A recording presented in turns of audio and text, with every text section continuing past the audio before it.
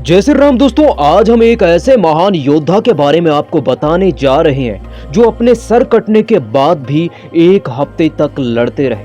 जय श्री राम दोस्तों, मैं हूं आपका दोस्त राणा भाई। तो दोस्तों, आज की इस कहानी को सुनकर आपके रोम रोम में रोमांच उत्पन्न होने वाला है।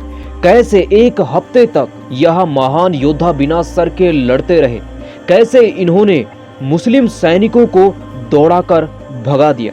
तो दोस्तों, आज की इस कहानी को शुरू करते हैं। दोस्तों, 14वीं शताब्दी में भारत की भूमि पर एक ऐसे महान योद्धा का जन्म होता है जो एक हफ्ते तक बिना शीश के लड़ते हैं। दोस्तों, इन महान योद्धा का नाम था डलदेव पासी।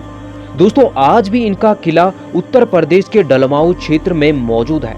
तो दोस्तों, इस कहानी को शुरू करते हैं। दोस्तों, इब्राहिम शाह सरकी जो एक मुस्लिम शासक था, वह डलमाऊ क्षेत्र पर आक्रमण करता रहता था।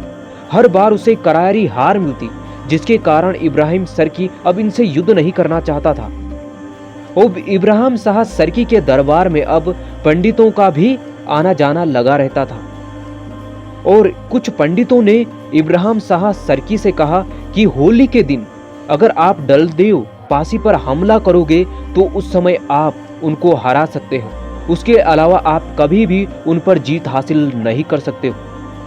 इब्राहिम शाह सरकी ने जब इसका कारण पूछा तो उन्होंने कहा कि होली के दिन वहां के जो डलदेव पासी राजा जी हैं, वहां के सैनिकों को आधे से ज्यादा सैनिक छुट्टी पे जाए रहते हैं। मुट्ठी भर सैनिक ही किले की रक्षा करते हैं और होली में सभी लोग वहां जश्न मनाते हैं और सभी लोग खुशी से गा और झूम रहे होते हैं।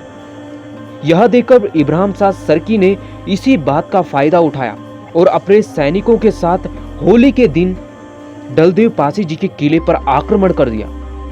दोस्तों, डलदेव पासी जी के मुट्ठी भर सैनिक विशालकाय सेना से जा भिड़े। जब इस बारे में डलदेव पासी जी को पता चला तो उन्होंने किले के अंदर के बच्चों को, महिलाओं को सुरंगों के जरिए एक सुरक्षित स्थान पर भेज दिया और उसके बाद उन्होंने उन सुरंगों के मुंह को तोड़ दिया ताकि यह मुस्लिम सैनिक उन तक ना पहुंच सके।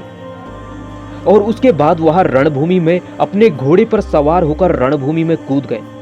दोस्तों, कहा जाता है कि जैसे ही वह रणभूमि में कूदे तो उनकी तलवार बिजली की तरह चलने लगी। उन्होंने कुछ ही क्षण में 100 से अधिक सैनिकों के सर काट दिए। जो भी मुस्लिम सैनिक उन पे आक्रमण करने के लिए टूटता, वह डलदेव पासी जी के हाथों मारा जाता और जिस पे डलदेव पासी टूटते, वह भी डलदेव पासी जी के हाथों मारा जाता। कोई भी मुस्लिम सैनिक उनके सामने सीधे सीधे उनसे लड़ना नहीं चाहता था और इसीलिए एक मुस्लिम सैनिक ने कायरतावश पीछे से उनका शीश काट दिया। उनका शीश जमीन पे जा गिरा, लेकिन अब उनका रूप और उग्र हो गया। वह बिना शीश के लड़ने लगे और मुस्लिम सैनिकों पर वह टूट पड़े।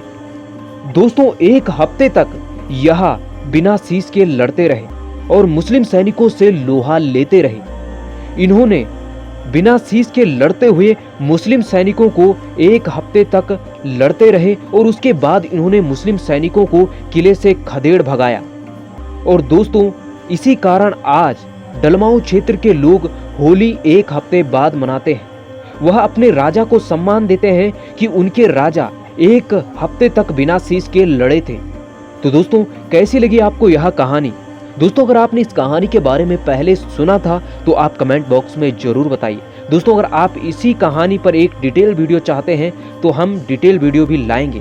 दोस्तों, फिर मिलेंगे एक ऐसे ही महान योद्धा की कहानी के साथ। तब तक के लिए जय श्री राम, जय हनुमान, ओम नमः शिवाय, पार्वती पते, हर हर महादेव।